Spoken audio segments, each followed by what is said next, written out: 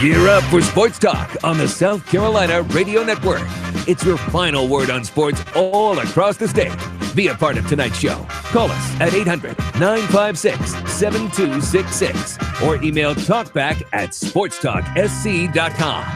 Now here are your hosts, Phil Kornbluth, Kevin McCrary, and Tom Hayes. We just got to keep fighting, and we got to get back to the drawing board, take a couple of days off for exams, and got to find a way to get better. It's a big boy program, and they got to wear big boy pants, and they got to perform. Well, not exactly the weekend that Clemson and U.S. When we talked about things on Friday, Tigers going into Chapel Hill for the first time in 4 years off a win over Wake Forest. They get swept, and South Carolina kind of feeling like they're drawing the line in the sand and saying, okay, this is the end of our SEC series slide, and they go out and just get pummeled on Friday night. Adam Hill was terrific on Saturday. They get a win there, and, you know, they had a chance on Sunday, but as things have gone against South Carolina this year in many ways, it happened to them again. A bad hop. They called it a hit. I think they did call it a hit in the eighth inning. They did. Yeah, that allowed, really opened up the gates there, and Kentucky went on to the win. In Clemson's case, I believe the Tigers had leads late and ended up that kind of weekend for the two, and kind of throws a damper on talk of Omaha and things of that nature for both. I mean, South Carolina right now certainly looks like the longest of the long shots. Clemson still very much can be considered a contender, though you have to think the last two road trips the Tigers have played, Florida State and North Carolina, they've lost both of those series. So anyway, we'll dive into baseball tonight, the NFL draft, NBA playoffs continuing. How the Lakers doing? Haven't lost a game. And big recruiting weekend. A lot of things going on, and we'll share it all with you here on Sports Talk. Good to have K-Mac back in his chair, back in the high chair, after being away for 3 nights. He joined Charlottesville, Virginia, but happy to be back. And, yeah, I was kind of out of the communication loop, kept up with things on the outside. I spent most of today and late last night catching up, but a lot of people very upset about South Carolina baseball. Clemson fans aren't panicking. What else is new? What else? Well, they're very upset, but now they've been upset since February 15th or whenever the season started last year. But now you have a team that is legit struggling. You can't team. They've had some external things happen, injuries, etc. But losing 5 straight series and the way they've lost them, they aren't getting the kind of production that you have to be a championship level program, and that prides itself on being the class of college baseball, and they're not playing like it right now. I don't think anybody fears the South Carolina baseball team right now. They look like a vulnerable team, and a team that's searching desperately for answers but unable to find them, and they're looking everywhere now. They're looking everywhere. So they're going to have to turn things around. Clemson's going to be fine. It shows you the fine line in baseball, though, where you can have a really good weekend. They didn't play poorly at Florida State. They didn't play particularly poorly against North Carolina. They had some opportunities to win, but you can run into some tough breaks. Well, I mean, North Carolina scored the winning run in the 10th inning on a slow ground ball to second base. Who threw it wide to first. The winning run scores. Make those little mistakes. Things. I mean, South Carolina, a swing away or a pitch away from winning the Auburn series. Same thing with the Florida series. Could be a whole different story. I mean, I hate to say this. I really have bit my tongue on holding back on saying this about the whole deal, but it's baseball. You just North Carolina last year didn't make the NCAA tournament, and here they are now, one of the best teams in the country. 2 years ago, USC didn't make the tournament, and they came back the next year and made it to a super regional. It's just one of those years for South Carolina. I am not making excuses. The way I look at it, it's kind of the perfect storm of things have come together for South Carolina baseball. They've had injuries. They've had a lot of players not play up to their potential. There have been coaching decisions and things along those lines that have have hurt from time to time. All that has come together to put them where they are, which is in the league under 500 and battling to see if they can finish the year over. And all that is don't. piled up to go right into the head, because you can almost see from body language, when is the other shoe going to drop? Well, here we are. It's the 7th inning. Look out. Here we go again. Yeah, and, listen, the fans aren't helping them, okay? The fans aren't helping. I was there for all 3 games this weekend. Now, Friday night, I didn't get there till after 8 o'clock, so – what was the score by the time you strolled in? By the time I got there, it was what? The cars were coming 8 from to the 1, 9 to 1. It direction. was pretty bad, yeah. Friday night, but even the place was nowhere near full either Friday or Saturday. I'm sorry, Saturday or Sunday for what was a crucial SEC series. And the teams don't need you when they're winning. I mean, when they're winning and everything's going great and you're coming out in big numbers, fine and dandy. A team needs you when it's going bad. And this is where you show. And I tell you, there is a hearty group of Gamecock baseball fans who are there no matter what, and they stayed to the very end, and they applaud. Look,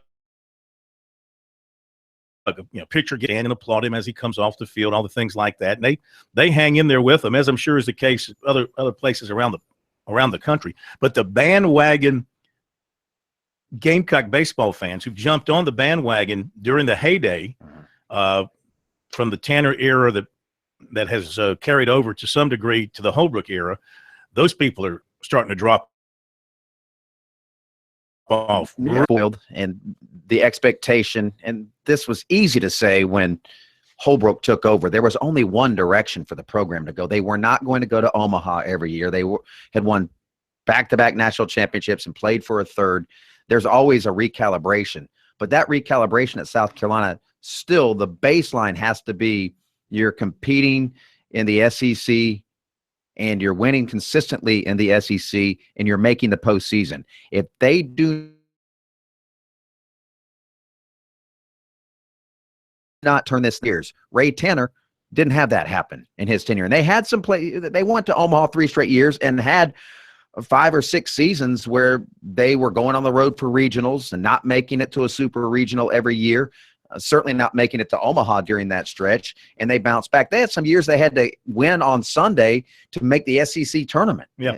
And that was with some very good players like Reese Havens hit that home run against Tennessee in the final game at Sarge Fry Field to go to the SEC tournament. But you still have to put all that behind you if you're Chad Holbrook in the program, and they have to win some games. They have to win people back over. A friend of mine who has no dog in this fight, he's not a Gamecock fan, he's not a Clemson fan, he's just a sports fan. He did my work for me, so I thank him for this. And he said, which one are you taking? Coach A, first 4 years, 75, 69%, 2 SEC East titles, 1 regional, 1 super regional. Coach B, first 4 years, 165 and 81, 67%, 1 SEC East, 1 regional, 2 super regional appearances. Okay, the last coach you read was Ray Tanner. Mm-hmm. No, I said the last one. Well, here's the counter Holbrook to was that. the second one, because he's taken him to 2 supers. Remember, he took him to a super his first year and a super last year. Mm-hmm. So 67% versus 69% in the first 4 years. 1 SEC East title for Holbrook, 2 for Tanner, 1 regional appearance for Tanner, 2 super regional appearances. And things for little not apples to apples comparison. And the fact that we're even around when Tanner first took over the job. Number 2, Tanner inherited a different than the one that Chad Holbrook inherited. June Raines was a heck of a baseball coach, did a heck of a job, but the South Carolina baseball program was not competing at the level that it was when Ray Tanner left. So he had to build more. This wasn't a rebuilding job for Holbrook. It was a maintenance job. This is what I understand by the equation. If people love Ray Tanner so much, don't you think he knows who he has as his baseball coach? Not suddenly he gets dumb when it turns to when about the baseball coach's job. All right, your thoughts on that, the NFL draft, and more. 800-956-7266. We'll be right back.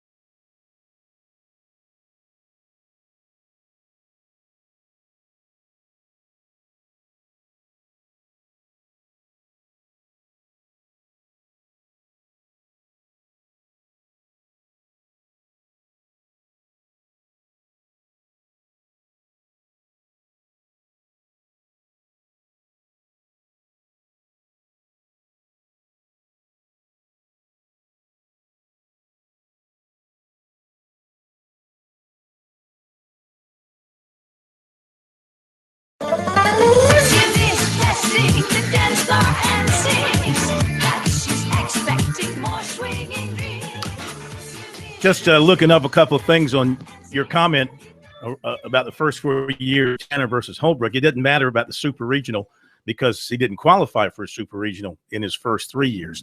2 non-NCAA tournament teams, and then his middle team. The second year, they qualified for the regional down in Coral Gables, but didn't get out of the regional. So I'm not sure the year the Super Regional started. By his 4th year, he was in a Super Regional.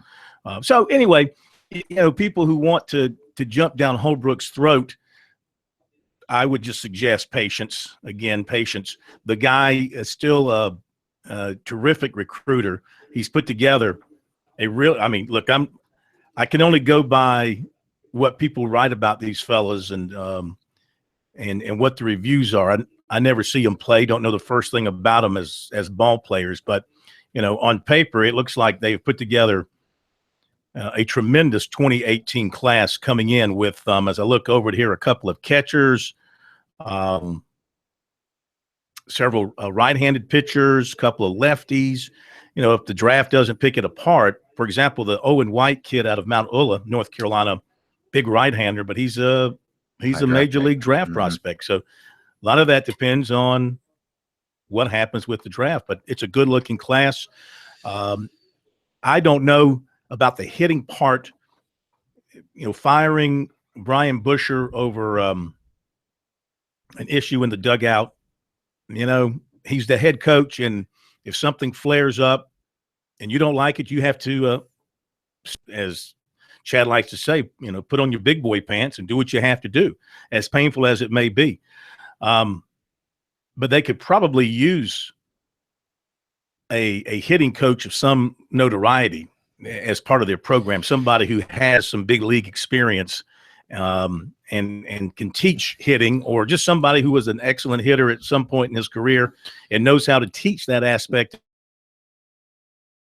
of the game. To me, the more troubling No, aspect, I'm not talking about now. I'm talking about looking ahead for next year. To me, it makes you just wonder what's going on behind the scenes where you're having those kind of disagreements that in the course of a season with any team, and 99% of the time those things are resolved behind closed doors, cooler heads prevail, and you learn from it, you grow from it, and off you go. But to part ways in the middle of the season, they were struggling hitting before then, and so maybe that's part of that frustration, and it's all blowing up. But there is something going on mentally. The team, from the beginning of the season, I thought they were pressing. They do not look like a loose team that's having a lot of fun.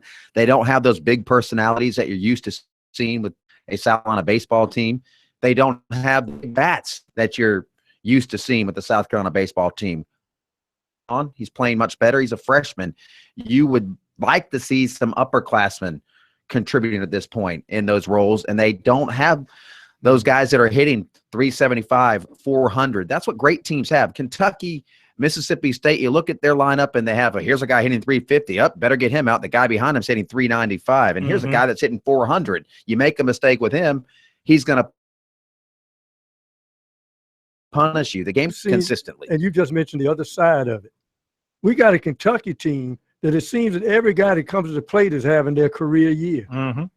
Absolutely. They're having their career. I mean, it's gotten so bad. Alex Destino did not come off the bench for one appearance this past weekend. He should be your guy who should be leading you offensively in many, many categories.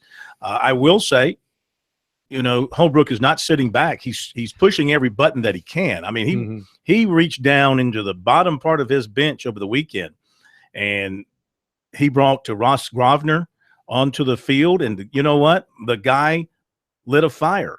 And John Jones came back from the dead. Absolutely. It was like, hello, John Jones. He played like the John Jones from March of last year. And if they could get somebody like that going, that would be great. And I don't fault Chad Holbrook for pushing these buttons, but what does a pilot do when the plane's going down? You start doing everything you can, pushing every button, trying to get the plane back up again, hoping that something works. I think I'd go for the parachute. I think clearly some fans have gone for the leader, you can't bail. But this is not on the fan, and it's up to him to win the fans back. How do you do that? You start winning again. And they've run into some really bad luck. They really are still 5 or 6 pitches away from being a top 15 team. That can wear on you. That can grate on you. But it is up to him and his coaching staff to right that ship. And they're trying. I think they're trying everything they can, but it is not happening. And at South Carolina, that program, no one's going to sit around and give them a pass. You don't get a pass for tough breaks and tough seasons. You have to find a way to, well, to steal their phrase, win anyway. And that has not happened, and they're not winning enough. And they do have to turn this thing around to get into the postseason. To me, it changed the way I thought about the team, because I thought even if they got in as a 2 seed on the road, that they had the pitching to make a run. And their pitching right now, I'm not convinced that they have the pitching to make the run. Maybe they put Tyler Johnson in a starting role. I don't know if that's a possibility, but then you weaken the back end of your bullpen, which was a problem before. But Clark Schmidt is one of the best pitchers in college baseball, and you take that away from any team, that's a major issue. And a team that was already struggling, does anybody see this team turning around? They've had multiple opportunities to get that signature win. Florida, Kentucky, even they tied the thing up late. They're going into the last 3 innings. It's a 4-4 game. You're at home. That's when you have to say, somebody make a play. Somebody step up there and make a play. Tyler Johnson on the mound. Now, he threw 36 pitches the day before, and, Chad had said they weren't going to use him back-to-back unless he was cleared by the medical staff and he was feeling no pain. So apparently he had been cleared by the medical staff and he was feeling no pain in his arm. And so they went to him, and he didn't have his best stuff early on. He kind of hinted that he didn't throw as hard early on because he knew he was going to try and go 2 innings, and he was trying to maybe save Preserve himself. And Kentucky took advantage of whatever they could get to in the 8th inning, and they put their rally together. So even with your best guy going to the mound, it wasn't good enough. Just like in the Clemson game before he got hurt, when they put him work out in that game either, and they lost him for an extended period. So, look, he pushed the right buttons there. Even though, he wanted to try in the 8th inning, keep it right there. And it was the same thing that happened with Clemson, and both times it did not work out. And he ended up having to go to Coley Bowers, and Bowers gave up, I think, another run or gave two. Up a homer, didn't he? Was he Did the he one give that up gave the up the homer? homer? They gave up a 2-run homer. Yeah, so they were demoralized. That's the problem when you've been through so many heartbreaking losses and you're in a tight game late and the other team scores a run in the 8th inning. Oh, here we go again. And those kind of things in sports, that's why it's cruel, especially in baseball. Mentally, they're playing the other team and they're playing themselves right now. And there's a lot of guys that are in their own head. It is up. That's where you want some leadership and some guys that can turn things around and help you relax. And when you talk about those great teams that they had, whether you talk to Ray Tanner or guys on that team, they will say, well, Trey Dyson used to keep us really loose in the dugout, or we used to have Michael Roth and he would make us all laugh and he was our leader. Jackie Bradley Jr. was somebody that we could rally around. You have to have those types of guys, or even who was their first College World Series year that was a really emotional guy. Used to get in the pitcher's faces. He wasn't one of their greatest players, but he was definitely one of those emotional. He was just a dirtbag. That's what he was. He played hard, and when the pitchers would go, he would get in their face and calm them down. For him too, he did as a volunteer assistant, and his name will come to me. But those are the guys that you have to have in your clubhouse, and I'm not sure if those guys exist right now. Who they are? John Jones. Watching the videos and the replays, it looked like he tried to give them a spark they hadn't had, that edge, and that's what Gamecock baseball players used to have. They had that swagger, that edge. You're going to come into our place, we're going to come after you. You're going to take our best shot. If you beat us, you're going to get our best shot. Well, they need to be a little careful now. They go to LSU against Georgia right now, overall in the SEC. And, of course, the top 12 the top 10 don't have to play the first day of the tournament. The bottom 4, of course, go and play that doubleheader. And the 2 teams, single elimination, the 2 teams advance to the main draw. And the Gamecocks are a little bit below that cutoff line right now, so they have got to get some wins. We will get to your phone calls. NFL draft, more baseball talk, recruiting coming up too. We'll be right back.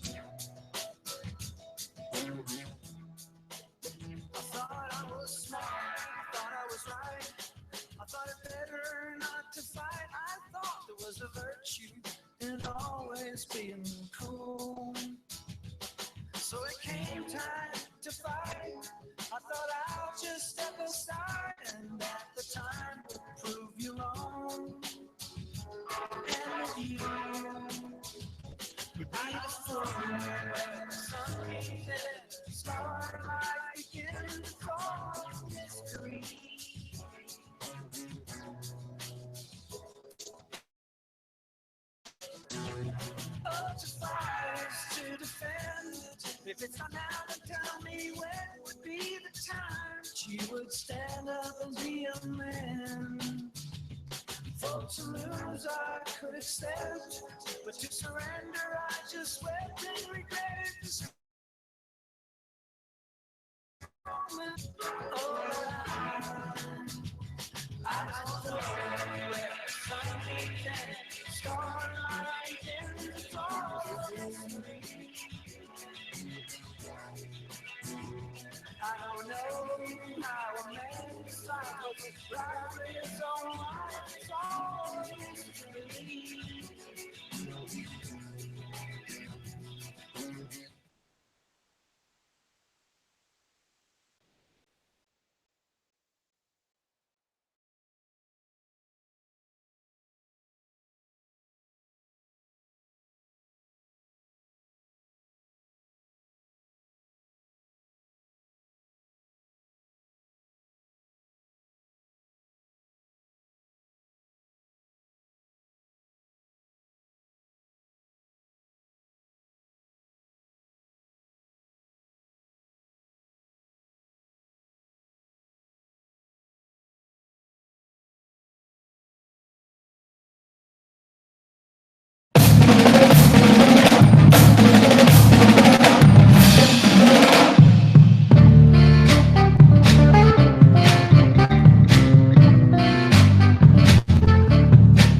It is Sports Talk Monday night from the capital city.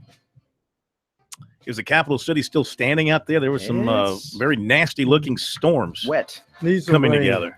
Clear the air. Yeah, I like it when it rains. On Happy May Day to you, International Workers' Day, I think it is as well. We follow 67266.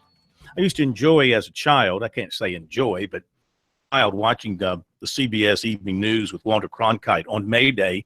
They always had footage of the big parade in Moscow with all the troops and all the weapons. Some people say some of those rockets, they were actually empty silos painted to look like. Yeah, no telling. But, boy, they used to love to show off what they had or what they thought they had. 800-956-7266. Coming up, we'll hear from Chad Holbrook. We have got some Panthers draft coverage for you as well, a little overview and also comments about Ben Boulware, who signed with the Panthers as a free agent. Let's jump to the phones. Some folks have been waiting for a while, and we appreciate your patience. Stephen, over in Charleston, you're up first tonight here on Sports Talk. How are you? Hey, fellas. Long time no hear. Yes, sir. Yeah, I was just calling tonight to talk to y'all about the draft, because we I've kind of brought that up a few times, and specifically with Clemson players, stuff like that. But I guess I'll preface it by saying that I'm a Cowboy fan, but I'm thinking real long and hard about maybe switching my fan to the Texans, because I have to appreciate what McNair's doing over there, because he certainly has he loves to draft some Carolina and Clemson players, I guess, being a Carolina alumni. So I definitely appreciated that. I'll tell you what, while you're a Cowboy fan, I don't know who this was. Maybe you saw it. The person the Cowboys used, a former player, to introduce their second-round pick. Who was that? Oh, that was Drew Pearson. Drew Pearson. Oh, is that Drew Pearson? Okay. Yeah, that was the original. Yelling down the Philadelphia Eagles fans. That was unbelievable. That was just fantastic. I mean, listen, kudos to the NFL. They hit a home run, and I believe this will just be the beginning of that sort of draft presentation in years to Right. come. I still love the New England linebacker who just spread his arms last year, just bathed in it as he booed him. Yeah. Five I former love it. Tigers on that Houston Texans team But right it's- now. but Can you name those Tigers? They've really, All 5 of them? Clowney, but they drafted Swearinger a few years ago. Jonathan Jones has been on there forever. He left and came back, and then Clemson, DJ Reader's on their defensive line. Obviously Nuke Hopkins is a receiver. They've done a really good job of getting him. And I was going to say it's funny because being a Cowboys fan, I was very upset because I saw something on Twitter with a rumor saying that the Redskins were thinking about trading Cousins to move up to 12 to get him if he fell that far.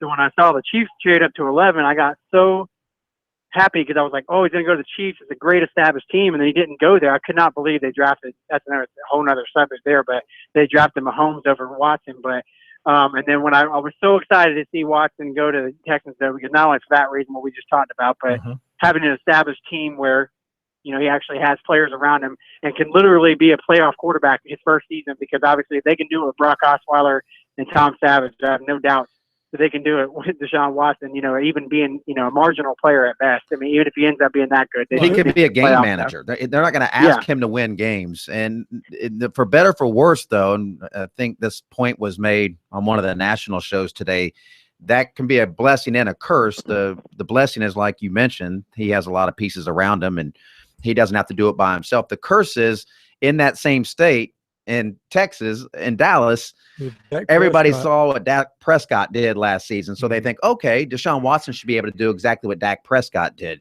That's not an apples to apples. Prescott was blessed by having maybe the league's best offensive line, great running back, and an improved defense. But the Texans have a really good defense that's getting better. Watt wasn't even healthy last year. Clowney looks like he is back healthy after the microfracture knee surgery, and you do have weapons around you. You have a good running back. You have a legitimate top tier wide receiver in Hopkins. So the pieces are there for them to be a very good offense and a very good team. I agree that a playoff caliber team, and I don't have any doubt that Deshaun Watson is going to be a successful NFL quarterback.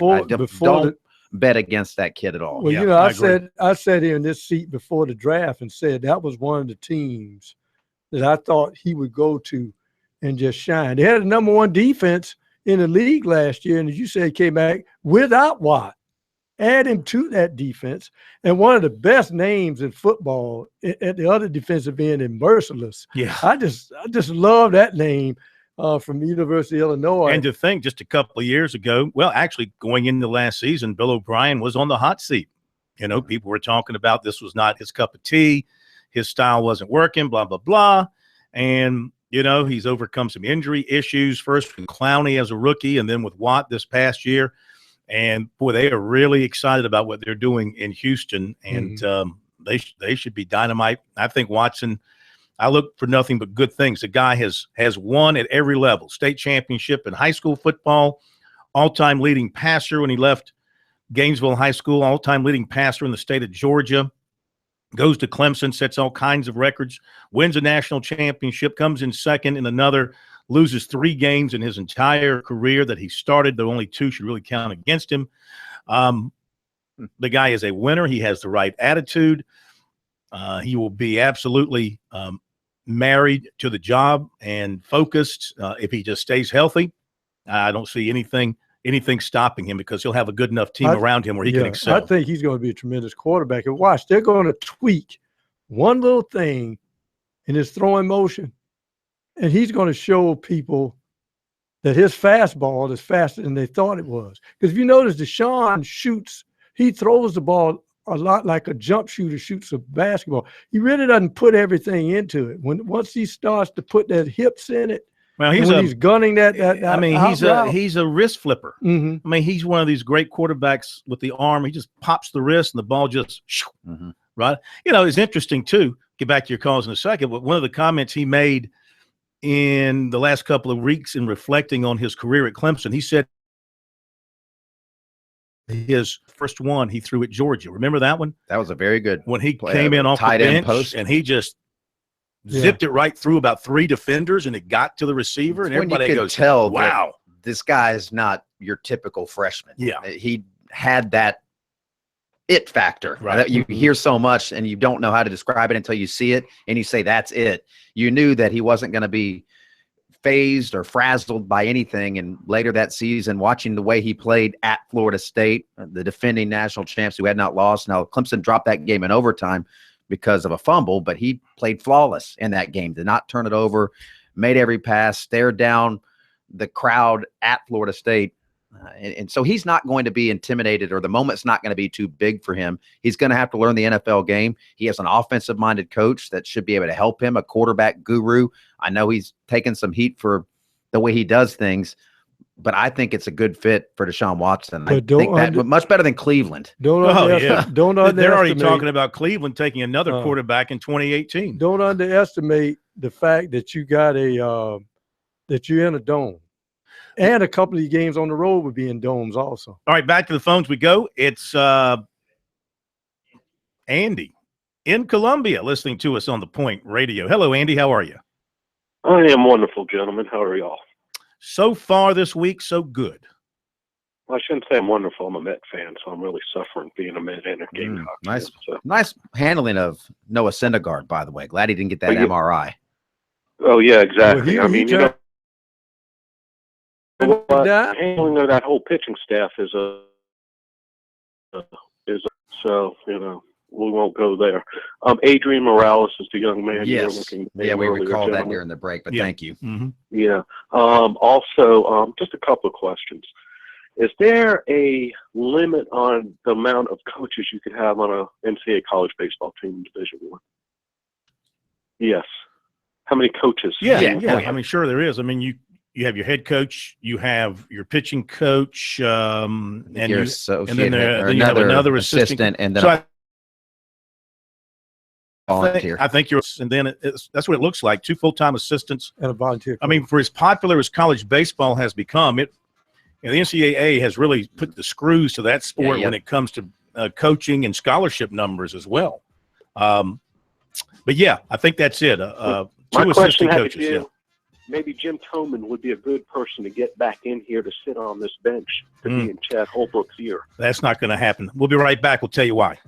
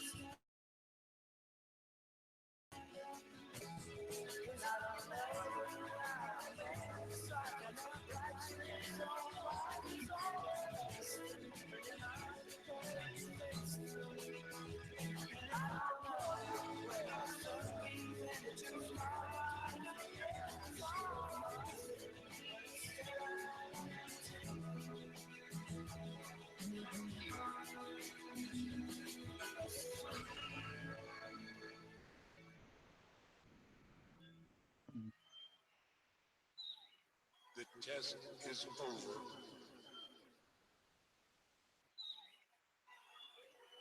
Now,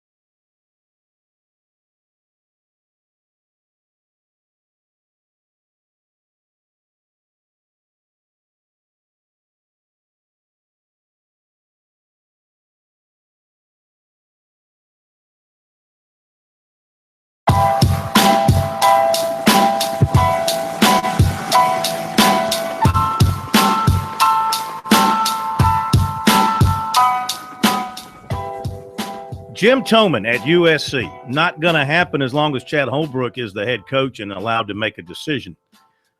He's not going to hire a guy that would be a replacement possibility, and a guy that, Gamecock fans loved when he was at South Carolina. You'd be cutting your own throat there. Any loss would be even doubled what it is today in terms of the pressure and the outcry. So no, that's unless Ray Tanner says, hey, you're hiring him and he wants to come and and he is a great recruiter. But no, I don't foresee that happening, Andy. Back at you. Yeah, I just didn't know, I didn't know his age-wise on if he would want to be a head coach again. Oh, I'm sure. I shouldn't say I'm sure. I have not talked to Coach Toman since he left Liberty, or since Liberty left him, and don't know what his future plans are. It's been a while. There've been some jobs open and closed, and he has not jumped in there, so I don't know what his plans are. Yeah, I mean, he's just such a fiery man, and just to have someone with his background to be able to give you a little bit of guidance. I know all coaches, even in the majors, you have that older bench coach that kind of helps you along. Yeah. And, well, he's got Jerry Myers. That would be a benefit. And Jerry Myers has been around a long time. And I don't know if that's still the same, though, Phil. But, one last thing, and you've seen him pitch, and I've only been watching on TV, to be honest. In some type of way. He's not the same Tyler Johnson we saw pitch last year.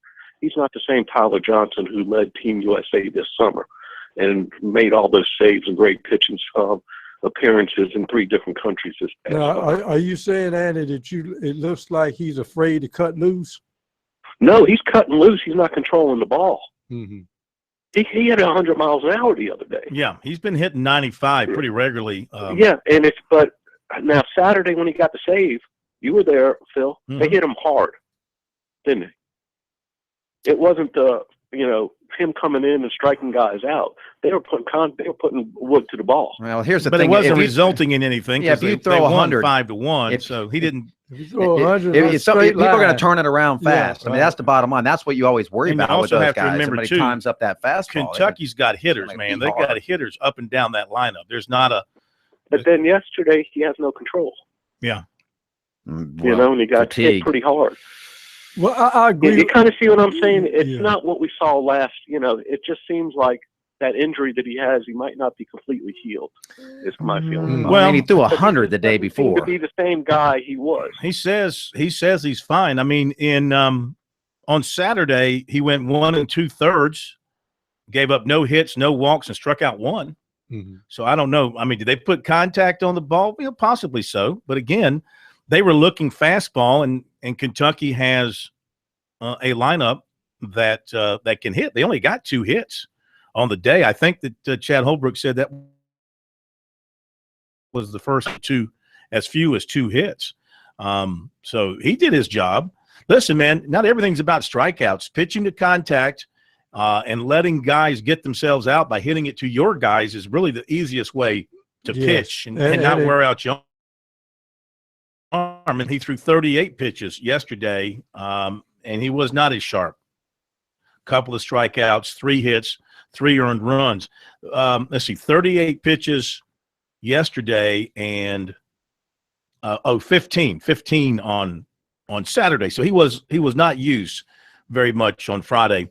And that's why they were able to come back with him on Saturday. He wasn't used that much, and they were able to come back with him on Sunday with full confidence, knowing that they weren't overworking him. They're being very protective. And they should be because, he's the key. The last 9 SEC games that they have, because South Carolina doesn't score a whole lot, and at least in 2 of those games, you're going to have a top-flight starter going out there, and you hope you can keep it close and get Johnson in there to close it out for you. And so a healthy Tyler Johnson gives them a chance in these close ball games late. Didn't work out for him yesterday, but in most cases, it gives them a chance. And in most cases, true. All right, back to the phones we go. Thank you, Andy, for your call. We go to Randy. Andy to Randy in Aiken. Hello, Randy. Welcome into Sports Talk. How are you? Hey, doing well, thanks. Yes, sir. Hey, got a couple questions about Holbrook. So if Carolina misses a tournament this year, do you think Holbrook should be retained? Yes, I do. I don't think it's time to make a change, regardless of what happens this season. I just don't think. I think that's 2 steps back before you take a step forward, and you're not sure you'll take a step forward in 2018. I think you just cannot knee-jerk react year to year on a baseball coach's record until something becomes an absolute trend. Now, this would be 2 out of 3 years if they don't make the tournament. Is that a trend? Not quite, but it's starting to peak around the corner. I would certainly, listen, after they missed the tournament in 15, Holbrook had his postseason wrap-up press conference, and he was, of course, embarrassed and very upset, and he vowed to make South Carolina baseball a national power once again. He went out and recruited some junior college players, and 16 he was 2 wins away from Omaha. He got to a super regional, lost 2 games at home, and that was that. But he did return them to the national stage, a top 8 seed. Were they a top 8 seed last year? No, they were a top 8 seed. No, they were in contention for one, but did not get a top. They were 8 seed. close to a Clemson top, was 8 seed. Yeah. Well, okay. So my next question is this: then, should he be extended because he's only got a couple of years left on his contract? So what does Tanner do? Well, I mean, listen, you can always, just like they did with Brownell, you can always extend the contract to make it look good from a recruiting standpoint. It doesn't mean you're still married if things go badly the next year. If South Carolina misses the postseason this year, I don't think Ray Tanner would fire him, but it would certainly put the heat on him following season. Ray Tanner, people talk about the relationship between Ray Tanner and Chad Holbrook. Yes, Ray Tanner hired him. Yes, he has a relationship with them. He made him the next head baseball coach. That was his first major hire. I mean, he hired him the first time from North Carolina. And oh, by the way, Chad Holbrook played a significant role in those College World Series championships. Yes. I can name a lot of guys on that team, guys like Jackie Bradley Jr. He recruited a lot of those guys. Now, that does not mean Ray Tanner would not make a change if he deemed it necessary. He also was brought in as a hitting coach. Right. And his reputation as a hitting coach at North Carolina, and when he came to South Carolina, I remember Ray, he was very big on teaching his hitters patience at the plate, take a walk, take the extra pitch. A walk is as good as a hit. On-base percentage is very high. And so that's one of the things that he was brought to South Carolina for. The other, of course, was his recruiting prowess, and he got it done. I mean, look at the – and talk Ray into playing small ball sometimes. Well, probably so. And but as a head coach now, obviously you have to divide your attention over many different areas. And I don't know if it's Stuart Lake, whoever it is, who's handling the hitting side of things, that needs to be addressed because, they're not hitting with a darn. And he's admitted as much that they are challenged offensively at this particular stage of the season. I mean, you look at some of the numbers and, it's not pretty. Unfortunately for them, you got a series of guys just not getting it done. Jonah Bride, expected more out of him, 278 average.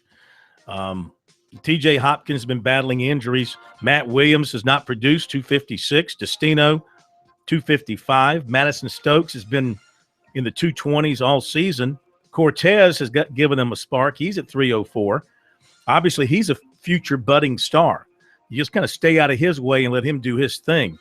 I think Riley Hogan, you may see more of him moving forward. He's at 281. Chris Cullen has struggled. He's had some injuries. He's struggling, 276.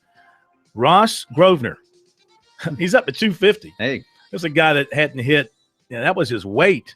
He is a big guy. If nothing else, he should be an offensive tackle. I mean, standing next to him, you feel small. That's how big he is. He's Frank Howard-like. But you know what?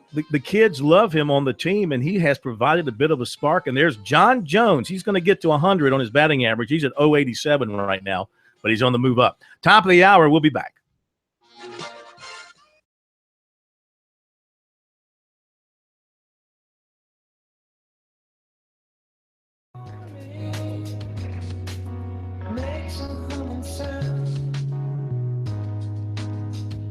When it circuits duplicate emotion.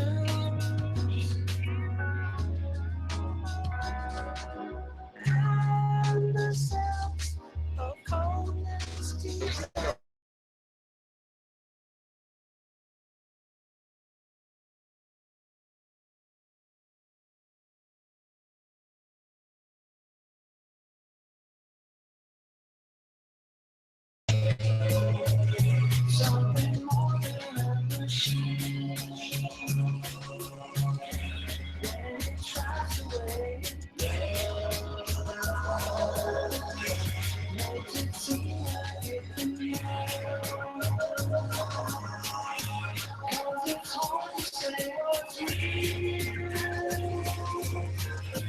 when you know the way it feels. Is it wrong to think it's fair? When it tries to wait,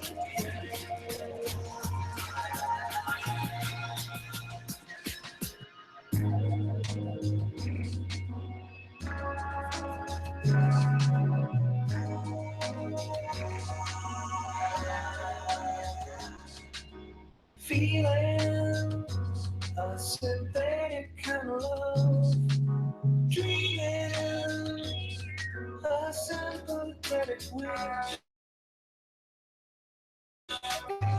Moving faster and brighter. One more robot burns to feel. Something more than a machine. When it tries to wait.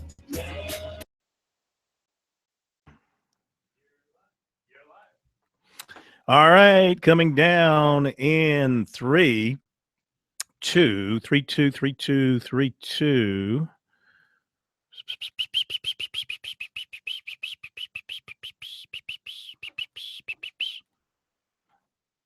All right, coming down in 3, 2, 1. Clemson missed on a recruiting target on Monday when linebacker Peyton Wilson of Hillsborough, North Carolina, committed to North Carolina. Who's next for USC? Linebacker Ernest Jones IV of Waycross, Georgia. He has his announcement on Friday. The Gamecocks, the big favorites over Duke, Georgia Tech, and Florida. Offensive lineman Jovan Gwynn of Charleston. Offensive lineman Jovan Gwynn of Charlotte was at USC this past weekend for the Spurs Up event is list. Also, NC State, Duke, and Wake Forest are pushing hard. Linebacker Quay Walker of Cordele, Georgia, was at USC Saturday. He's got the Gamecocks. I think I mentioned that today. Go back. Let's start over with Gwynn. 3, 2. I'm trying not to repeat what I said today. I think I had. Here we go. All right, down 3, 2, 1. Offensive lineman Jovan Gwynn of Charlotte was at USC on Saturday. He says the Gamecocks, NC State, Duke, and Wake Forest are making the strongest push. Defensive lineman Aleem McNeil of Raleigh visited Clemson on Saturday. The Tigers are among his top group. He is not yet getting lost. We'll pick it up there. Okay, here we go. In 3, 2, 1. Defensive lineman Aleem McNeil of Raleigh visited Clemson on Saturday. The Tigers have offered, along with USC and several others, he plans to announce a top 10 in the near future. Phil Kornblut, South Carolina Radio Network Sports. I don't know about the time on that.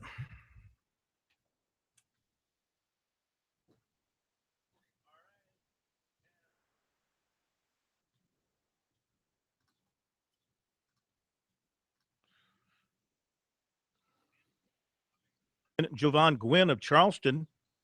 Pick it up again. Offensive lineman Jovan Gwynn of Charlotte was at USC. All right, down 3.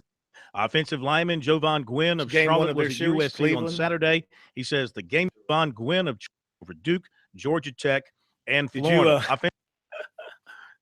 Offensive lineman. Because Clemson did the same thing and it paid off. Offensive lineman Jovan Gwynn of State. The Tigers are up.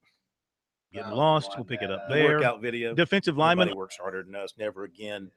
Raleigh. I mean, it's good. Are making That's your boy. the What's his strongest name? push. Earning his keep. Defensive lineman Aleem Defensive stuff lineman, Clemson was putting out 3 years ago. defensive lineman Aline McNeil of Raleigh visited Clemson on Saturday. Well, because they can back it up. Well, they have more people in that department too. We're good. Let's talk about that too. I want to talk about the. Clemson was doing it even when South getting all those guys drafted. Clemson got a national championship, but Alabama had 10 guys drafted. This thing, They just kept grabbing Alabama players, especially Baltimore.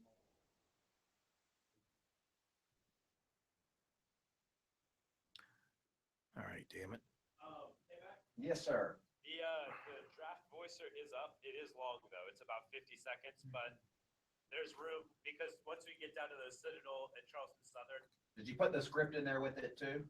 I did not, but I can. Yeah, put your script in there with it. I like to include my script on voicers, so if he uses it for one and then wants to voice it himself for the other cast, he has the info. I forgot to ask you how you feeling, John Mark. I was up and down all weekend. I went and exercised a bunch on Sunday. Yeah. And then felt really sick again Sunday night, but I felt better again today. Why is my Peyton Wilson? Okay, glad to hear. Glad to hear. Glad to hear.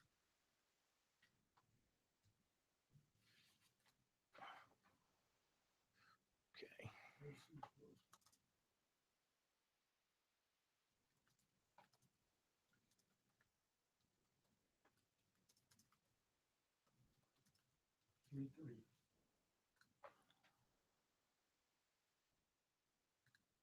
Dex Holyfield will not respond to me.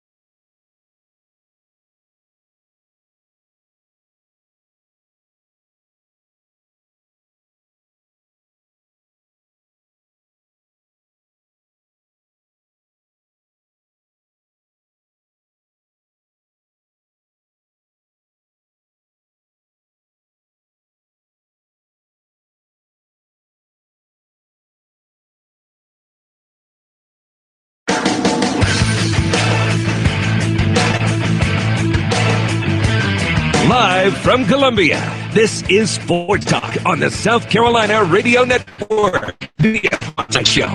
Call us at 800-956-7266 or email talkback@sportstalksc.com. Now, here are your hosts for Sports Talk, Phil Kornbluth, Kevin McCrary, and Tom Hayes.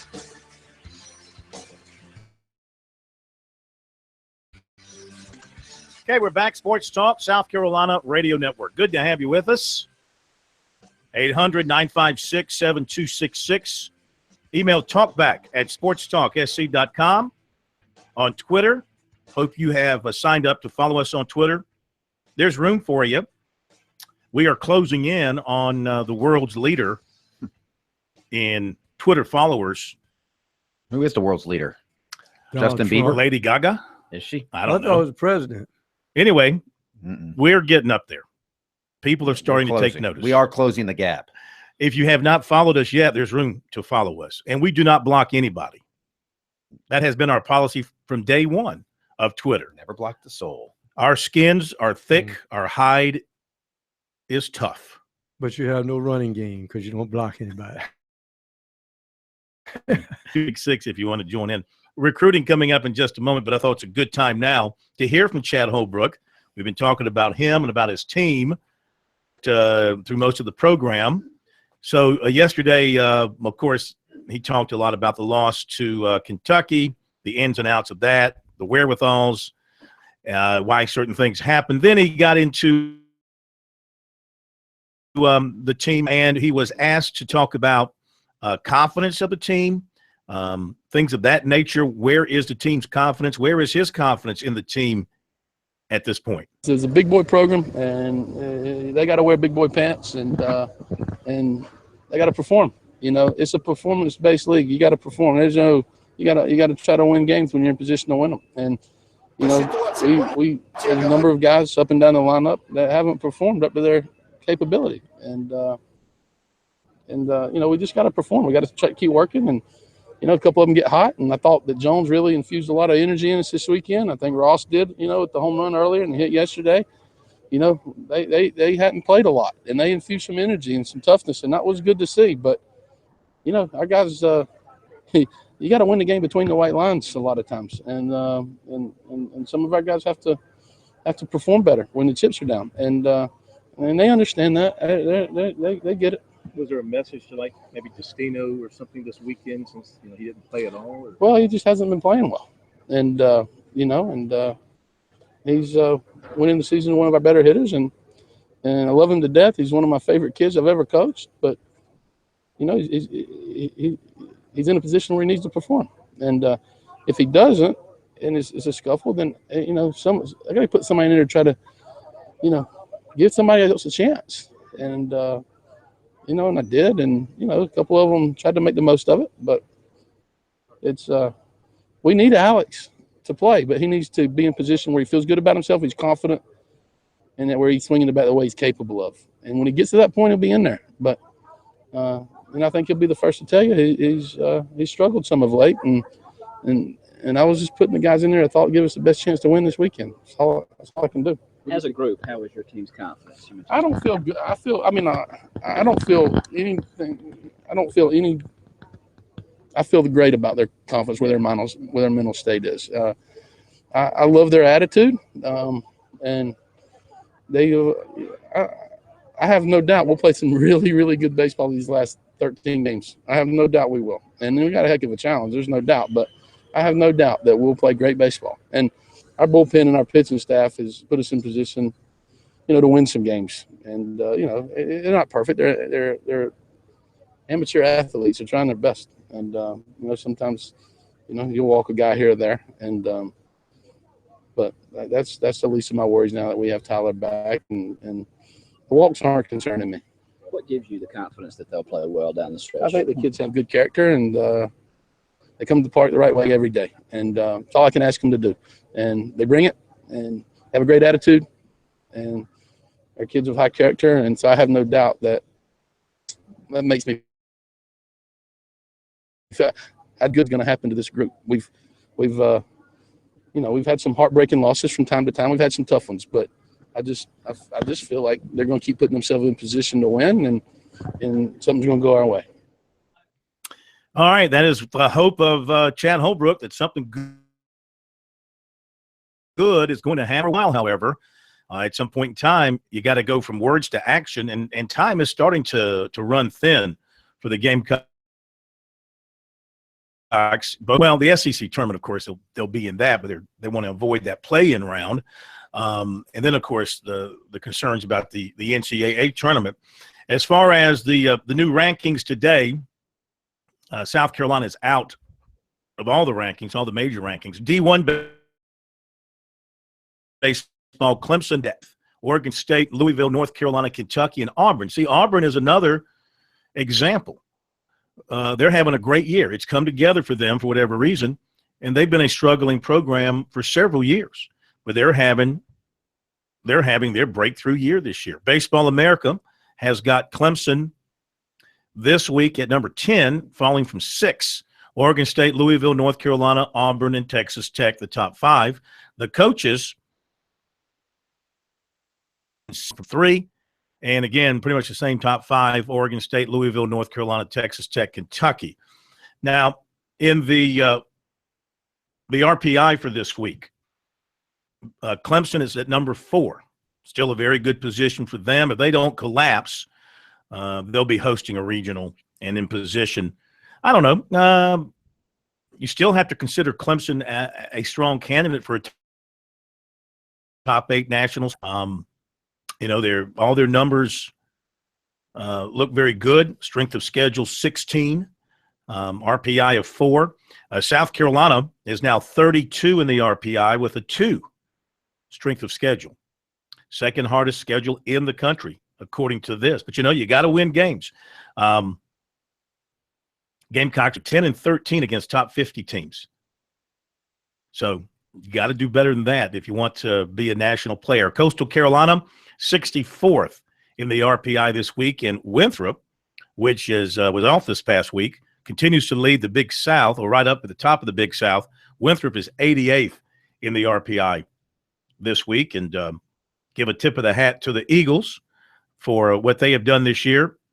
A chance to win the Big South and a chance to certainly a very good chance for them to get to the NCAA tournament. The Big South race, Liberty 12-6, Winthrop 10-5. So Winthrop a half game back going into to this week's games. And of course, the Big South tournament again this year going to be over at the baseball park at Lexington. So look forward to having that back in the Midlands. So there you go. That's kind of how things stand. And from a South Carolina standpoint, they got Wofford on Wednesday night. Now every game for them is crucial. Yeah, they can't afford to drop any midweek games. No. And then on the road to a top 15 LSU team. Yeah. At Alex Box. Yeah, which is – and I don't think LSU's having a great year by their standards either. They are 13-8 in league play, but 29-15 overall.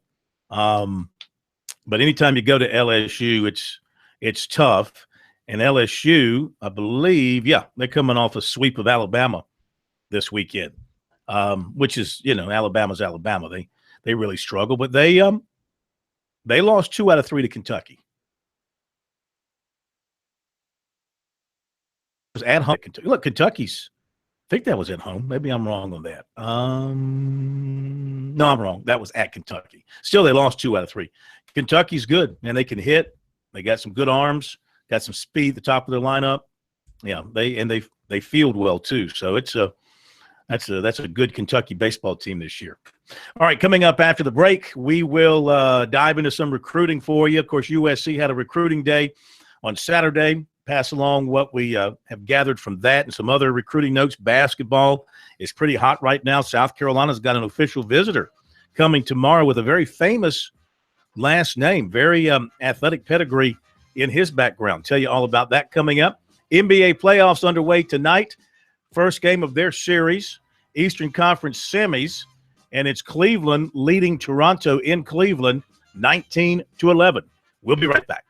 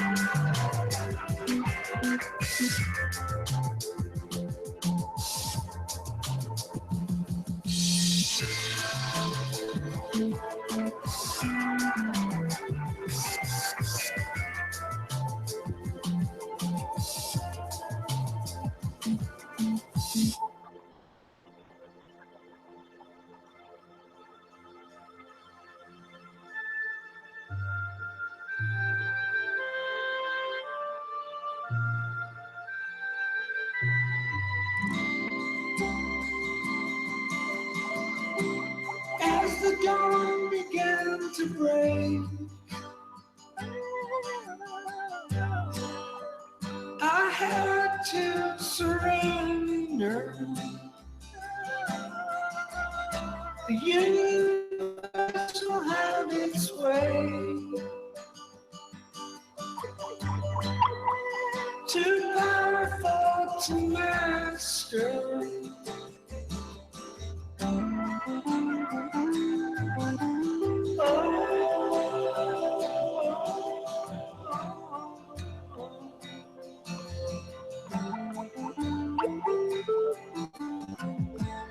What is love?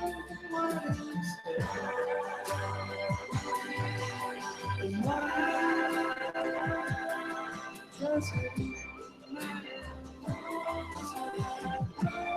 Is to love just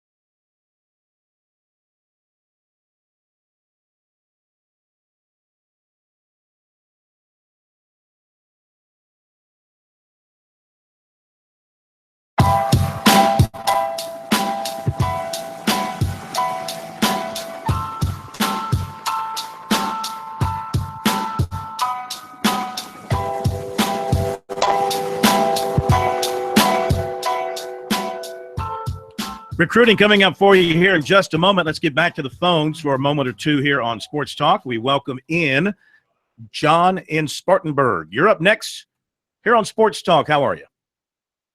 Doing pretty good. Enjoying the draft process. And I remember calling you and asked a few weeks ago what you thought Coastal would get any recruits going, and it was great to see the running back, D'Angelo Henderson from Somerville, go to the Denver Broncos. And they had several guys sign as free agent deals or get to free agent tryouts in the next few days. Yes, and, I didn't know that D'Angelo actually interned for the Indianapolis Colts. I believe it was in their media department, and they were thrilled to have him, and they, I think one of the higher ups even told them that if football wasn't going to work out, that they would more than welcome him there. Which I thought was great. That South Carolina kid. I thought that was really, really, really great. Sure, I agree with you. And listen, that's a guy that. For whatever reason, he could have played bigger. He went to Coastal when Coastal was still an FCS program, and they made the move to FBS while he was there in his last season. And tremendous amount of talent. I think maybe some of the big schools at the time were scared away by his height. Proved himself as a terrific all-around running back at Coastal.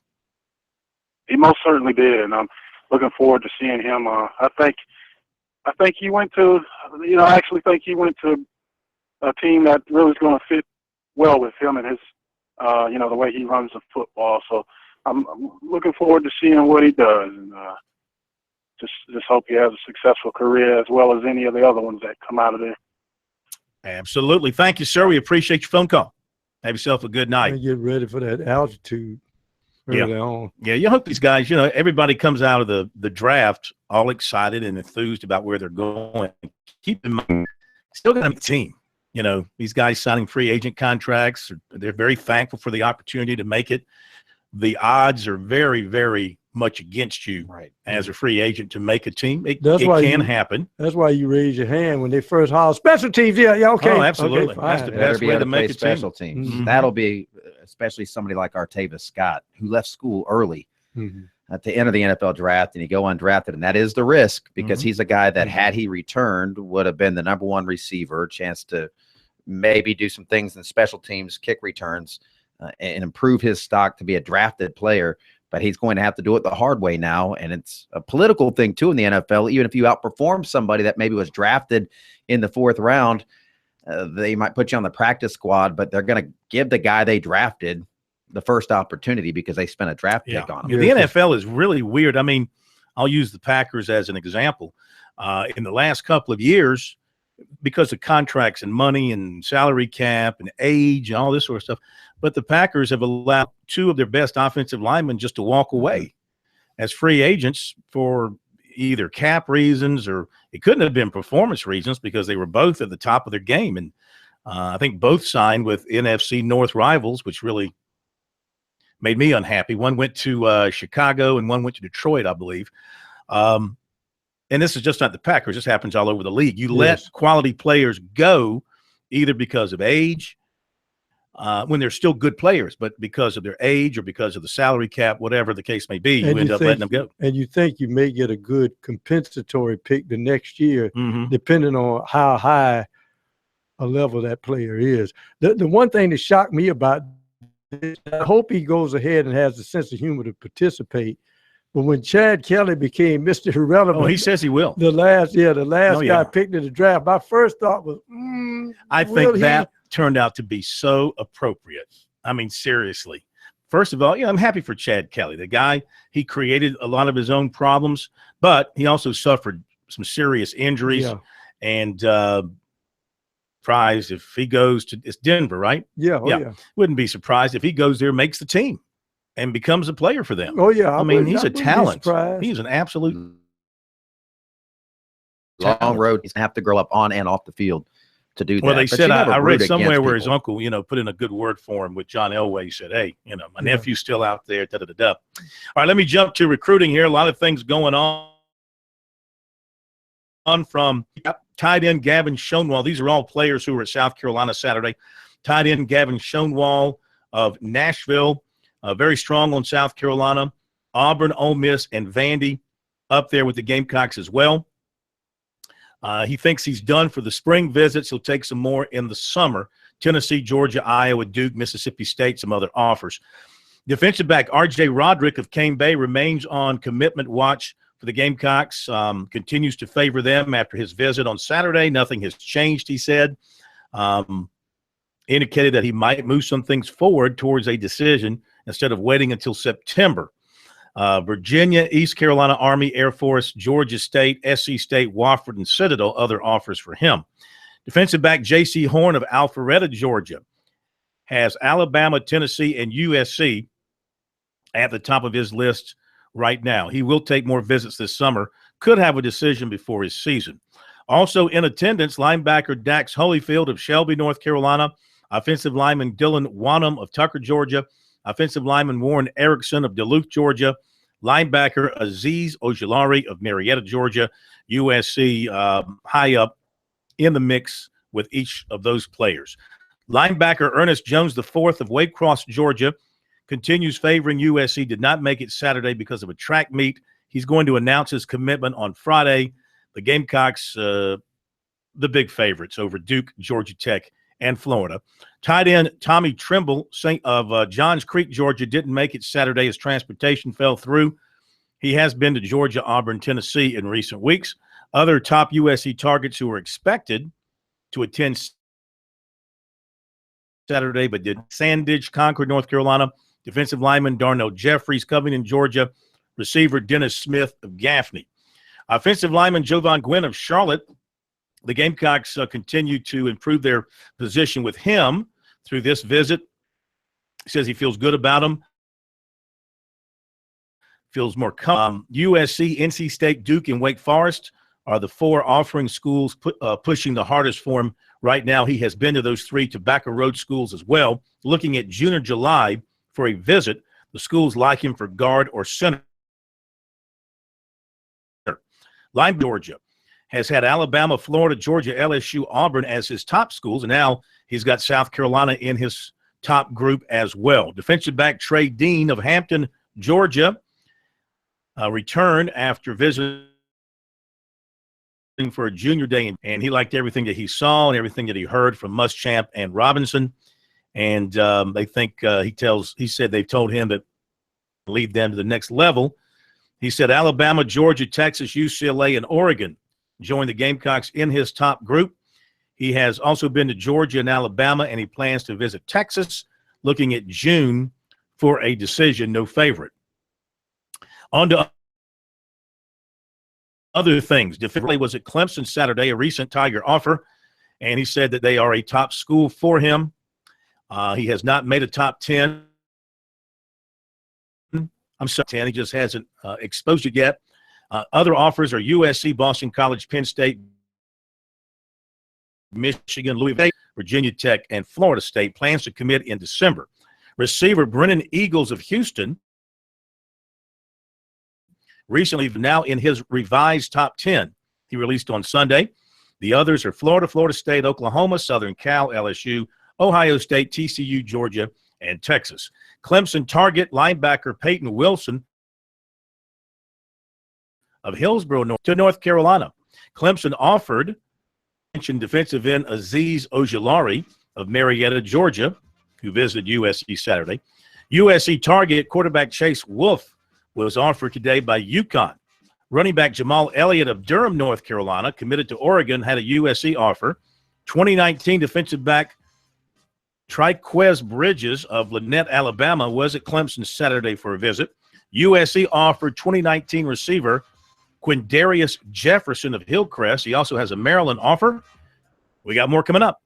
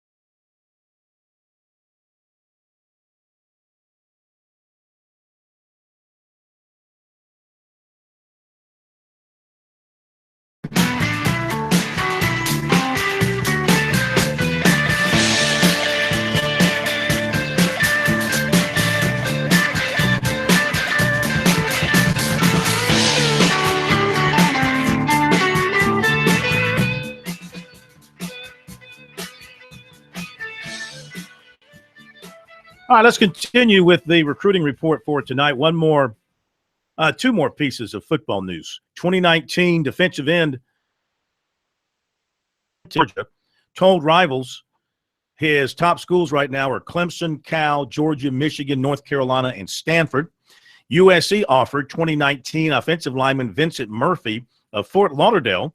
He also has offers from East Carolina, Kentucky, Missouri, and others. Let's go to hoops. Clemson yesterday offered 6'9" Ian Steer of High Point, North Carolina. He also got offers over the weekend from Texas Tech and Old Dominion. Tennessee, Charlotte, St. Mary's, St. Joe's, UAB, Creighton, and others have offered. Clemson is the first ACC offer, so that was big to him, of course, being a North Carolina guy. So he was happy to get that. He likes Clemson's brand of basketball, the way they use their bigs, and he's a guy that can stretch the floor with his outside game. He plans to visit Clemson soon. No date. He's also drawn interest from USC, but no offer. Saturday, the Tigers had 6'1" point guard Santa McGee of Monroe, North Carolina, on campus for a visit. They have it later in the summer visit. Plans to go back for football and basketball games. Clemson, one of his top schools, just waiting on an offer, which he thinks might come after they see more of his AAU games. Davidson, Mercer, and North Carolina Central also showing interest. He averaged 14.6 rebounds, 5 was named all-conference and all-county. Frank Martin from USC, still interested apparently in adding another high school prospect to his roster for this coming season. He offered 6'7" Justin Minaya of Harrington Park, New Jersey, and he plans to take an official visit Tuesday. His father is the former general manager of the New York Mets. And Minaya said he really was excited to get the call from Martin. He feels that Minaya is a versatile big guard in the way he pushes the players. Of course, the fact that they made the Final Four run related the Gamecocks in his particular mind. He also picked up recent offers from Seton Hall and Temple. He's also looking at Illinois. And that's interesting because the new coach there is former Martin assistant Brad Underwood. He also said a year of prep school is an option for him, but Martin wants him for this class. Last season, he averaged 20 points, 11 rebounds, 5 blocks, and 3 assists. Now, the Gamecocks are losing 4 players from last season, and 4 players already have signed. So the Gamecocks are sitting on the max 13 scholarship players, so any additions would mean further departures. Martin also is in pursuit of Wright State graduate transfer 6'5" Mark Allstork. He'll visit Pitt this week, and he also has set visits with Georgetown and LSU the next 2 weekends. And Miami today offered 6'7" Jimmy Nichols Jr. of Conway, who has really seen his recruiting take off in the last couple of weeks. All right, there you go with the recruiting report for tonight. Hope you enjoyed it. I certainly enjoyed delivering it to you. It's my absolute distinct pleasure to bring you recruiting. You do love it. You have a passion for recruiting corn that is unmatched. Manaya's dad I do it for the money. Right. I know you're getting rich. And of course, I do it for don't we all? Just like the recruiting networks, I do it for the money. And of course, not the money they make, but yeah, do it for the money. Omar Minaya is his dad's name. Omar manager of the Mets. That's what I said. Omar Minaya. Well, you said Minaya. I don't think you ever said Omar. Well, maybe not Omar. He's now with the Padres, I believe. Yeah, he is. Some kind of consulting with the Padres. Okay, there you go with recruiting. Let's turn our attention to the draft. It's over, right? Yeah, I think so. Yeah. I think it finally ended. Oh, yeah, they signed it, all the free agents. Let's update you on who went where from the state of South Carolina that our man, our crack producer and award-winning producer. How many awards now since you've been with us, John Mark? 1 award, but name's on it twice. Yeah. So that's at least 1.5 awards. Yeah, very good. So Deshaun Watson and Carlos Watkins to Houston. Mike Williams, Mason Zandy, Artavis Scott to the Chargers. Wayne Gallman, Jadar Johnson to the Giants. Jordan Leggett to the Jets. Sorry, Jordan. You will be serving out your career with a loser. They are losers. Just may be able to they got Hackenberg sitting there ready to take over. Cordray Tankersley to the Dolphins. Ben Boulware to the Panthers. Darius English, Tyler Renew to the Falcons. Tyler Renew. They were looking for a fullback, remember? They had some success with fullbacks from the Citadel in Atlanta. Am I right? Not the Citadel, from South Carolina. Didn't they have Jervy? Yeah. Travis Jervy? That's like 30 years ago. Yeah, the Packers had him. Didn't he? He was a Packer. Oh, he was a Packer. He's a Packer. I thought he was a Falcon. He was never a Falcon? Yeah, for about a year or two. Okay, so you guys are looking at me like I have 10 heads growing out of my neck. I wasn't off there. Marquavius, may I continue? Marquavius Lewis to the Bills, who after signing Marquavius fired their general manager. Yes, they did. And the move is not related. Of course But not. they did fire the general The manager. day after the Right draft. after the draft. What were you thinking? You're fired. Nick Schuessler to the Steelers. Tevin Floyd, linebacker from the Citadel to Arizona. And offensive lineman Eric Austell from Charleston Southern to Denver. Now, the Panthers, of course, they drafted McCaffrey first. They signed Ben Boulware as a free agent, another local note there. And was it today that they wrapped things up with the media? Was it today they had their media session? Mm-hmm. This is from over the weekend. The GM Gettleman, Gettleman and Coach Rivera just talking about their work in the draft room, how they think they did, and what this group of newcomers will do for their organization. I mean, again, it's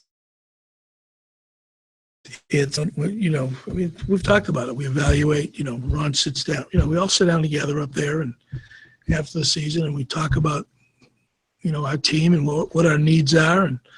And the best thing for me is when I can come down here and look at you guys and say, we didn't reach for anybody. And does this draft check a lot of boxes? Yes. To answer your question briefly, it does. I'm very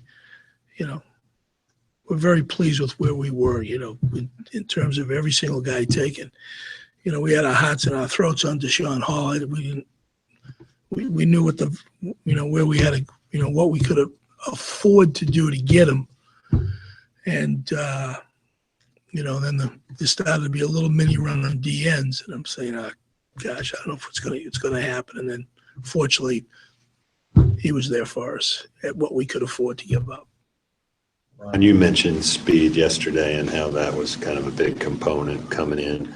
Do you think you guys address that again today? Oh, very much so. I mean, again, you look at the guys that we brought out there, and starting with Cornelder. I mean, here's a young man that has a good skill set in terms of playing the nickel position. He's got great short area quickness and burst. He's got good long speed, not great long speed, but good long speed. But we address, the primary backup for Captain. A young guy that's going to come in. He's got a chance to contribute, be part of what we're doing, be a special teams player as well, and he can go outside and play corner as well. So this is a young guy I think going forward has got the ability to help us. Where do you think this team improved the most just from what you got out of the draft? Probably team speed. I think that was one of the biggest things that we talked about. And again, everybody from Christian Curtis to Deshaun to Corn all give us what we think is that quickness, that speed that you look for, and we had some speed to begin with as well. I mean, let's don't forget who Demir Bird is and the type of year that he can have for us as he's going into his third season being here. All right, Ron Rivera and Dave Gettleman from their review of their work over the weekend. And I guess, still no question the number of people have been talking about nonstop was the Bears taking Trubisky, trading up to get Trubisky at number 3. And I don't really believe, watching the interview with him, that he really believed what had happened, that he got picked that early and ahead of the other two. They didn't talk to him that long. But just going that early was really unexpected. Be right back.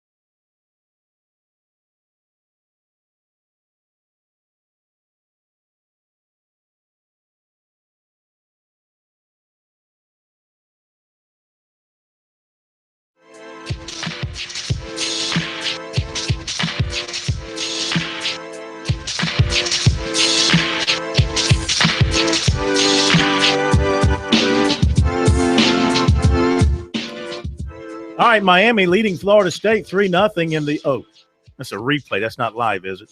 No, it can't be. Watching ESPN U up on one of our large digital screens here in our massive studio. And it's from their game this past season. And, of course, Brad Kaya, one of the quarterbacks that dropped like a rock in the draft. Who ended up taking him? I can't remember, but I think he didn't go to about the 6th or 7th round. Brad Kaya. Yeah. Mm-hmm. Brad Kaya. Remember the guy that came out early. Mm-hmm. Yeah. It's such a risk. Well, looking ahead to next year, of course, the draft mockers are already busy putting out their mocks for 2018, and quarterback heavy at the top of the draft is what they're saying with the kid from Southern Cal. Mm-hmm. There's another kid from a smaller school, Wyoming, Josh Allen from Wyoming. Then Josh Rosen to UCLA. I don't know about Josh Rosen. I mean, I know he's got talent. He reminds me of the Ball situation from UCLA basketball. He comes from means. He's the kid who, as a freshman, a picture was taken in his dorm. He had a hot tub put into his dorm room. Yeah, remember right. that? I remember that. And a picture with a nice Who looking hasn't gal. wanted to throw an old hot tub in the dorm room? Well, I get you. Now there's social media to document it. All the dumb things we did when we were college students, fortunately, weren't documented on social media. Is Arden Key? Is he back with LSU? Did he return yet? know. They've got him as the number 4 pick in the draft for Former next year. South Carolina commit. Just Calvin ask him, Ridley should he to the hold out? Bears.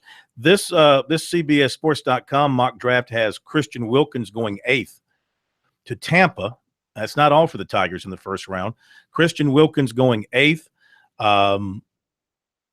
Also have come on, where are you? I know I saw you earlier. Mason Rudolph going 16th to the Redskins.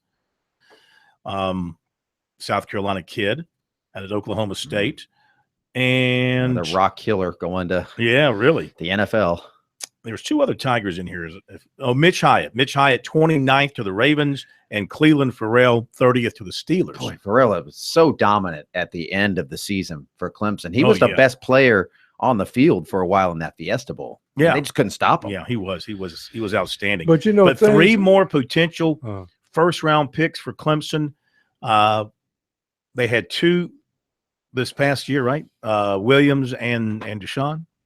Those are the 2 in the first. Yes. It's not bad, man. They just keep piling them up right now. South Carolina and Kentucky were the only 2 teams from the SEC to not have. Here's the shock. Well, I was about to say, K-Mac, 2001. the shock of the shock of the draft is this: of all the recruiting we said happens at that school, for Georgia to only have 1 pick in the entire I think draft. Georgia Southern had more drafted than Georgia did. That Jarmark. That was crazy. Y'all need to open up the flow of cabbage. You've cut. Oh, by the way, speaking of Georgia, it is the off season, so that means let's check the police blotter in Athens. We really need our own little segue music. We for do. this. We need maybe Dragnet. No, the old Dragnet thing. I just Steve Spurrier's comment comes up every time. That's why you want to play Georgia early in the year. Play him early. Most of their guys will be suspended. Elijah Holyfield arrested this morning, misdemeanor marijuana charge. Arrested at 3:19 in the morning. Son of the Nothing good happens after midnight. Possession and use of drug-related objects and possession of less than 1 ounce of marijuana. Now, Jarmar, you have experience with that. 1 ounce of less than 1 ounce of marijuana. Would that really affect you?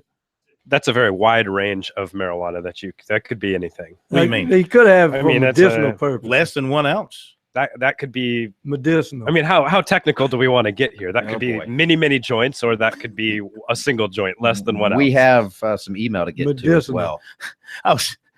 He's not Unless Jared backing wants to away from continue being an expert on the use of marijuana. You read a lot of crime blogs, and you can learn the measurements of this thing, not by experience, of course. Usually, I think if you have more than 1 ounce, you can get the with intent to distribute. Correct? Yes.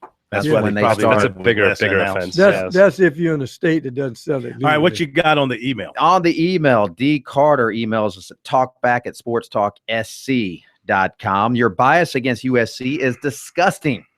I was raised that if you can't say something nice about somebody, you shouldn't say anything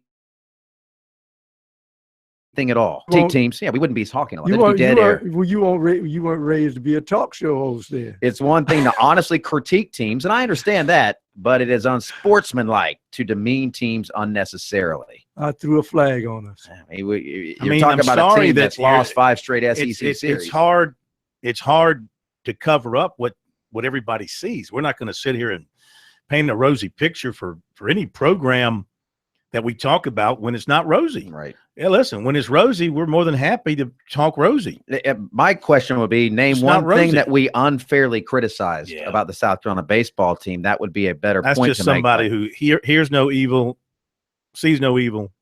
Let's not talk about it. And then we get emails because I was out of town this weekend and I was getting tons of people reaching out to me asking why I wasn't saying more negative things about the baseball team. The reality was I wasn't around to say negative things, but you can't please both, but you can't ignore bad things that are happening. Like, well, one of the things that people have to understand is while we're being critical, we're not hammering on the team, because part of what we're talking about is twofold. It's not only that they're struggling, but we get back to that old bugaboo called expectations. And when you look at the talent on that team and the struggling, that's where we're coming in with the criticism. If they had a bunch of deadbeats on there, we wouldn't be critical. The one thing about baseball, can turn it around. If you get hot, you catch fire, something happens, you have that one catalyst moment. Maybe you go on the road. Maybe this trip to Baton Rouge this weekend, that long bus ride, maybe they're flying. I don't know. If I was Chad Holbrook, I'd put them all on the bus and say, we're riding the bus there, guys. We're going to bond a little bit. We're going to get, we're going to get some closeness going. Yeah, let's have some fun on a long road trip. A long road trip can cure a lot of ills or make you all want to kill each other. One of the two. I suggested yesterday when Ross Grosvenor, you got to remember the S in his last name is silent. You have to catch yourself. Ross Grosvenor, when he hit that home run, I mean, the dugout just exploded. Every player came jumping out. They loved that kid. And I suggested that he would be like maybe the spirit stick for this year's team now moving forward. Then, of course, they went ahead and lost the game, and all the spirit went out of that. But he could be a rallying guy, or Johns could be a rallying guy, because neither one has contributed very much over most of the almost 2 seasons, and now they've stepped in and given the team a little bit of a spark. John and Greer talking about Chad Holbrook here. He makes decisions based on hunches, feelings, and guesses, and he shoots from the hip. When all that fails, he uses a shotgun approach. He doesn't know the book. If he did, he would be right as often as the percentages. He pushes the wrong button most of the time. Cut him loose. John and Greer. A lot of coaches go by feel, especially baseball coaches. Oh, yeah, absolutely. On Twitter, Evan writes in talking about USC baseball. Lost season for Carolina. Either the talent is not made or our talent evaluation is way off. Well, these guys, they know they're baseball players, and they've brought in a lot of good players over the years. But again, teams go into slumps. Hard to explain. From Clinton, has there been any talk of who Presbyterian will hire as basketball coach? Time frame? Hoping to hear B.J. Mackey. I think B.J.'s in the mix. I do think he's a heck of a lot worse than B.J. Mackey. Yeah. Let's see here. Jeff says, now that you're back from vacation, maybe you should perhaps opine on USC baseball. I thought we opined a bit tonight, and we'll post. I think he means on the website. Yeah, there'll be something there. These are your website people. Just don't willy-nilly throw stuff out. This is Gamecock guy. Wonder why everyone says that you are biased. You broke Clemson's record down in 3 different categories, and you made sure that you noted South Carolina is 32nd. Talking about the RPI and the rankings for the baseball teams. Okay, that's going to do it. Miami leading Florida State 10-0, 5:02 to go in the second quarter of that game from this past season. Have a good night, everybody. Thanks for being with us. We'll see you tomorrow night.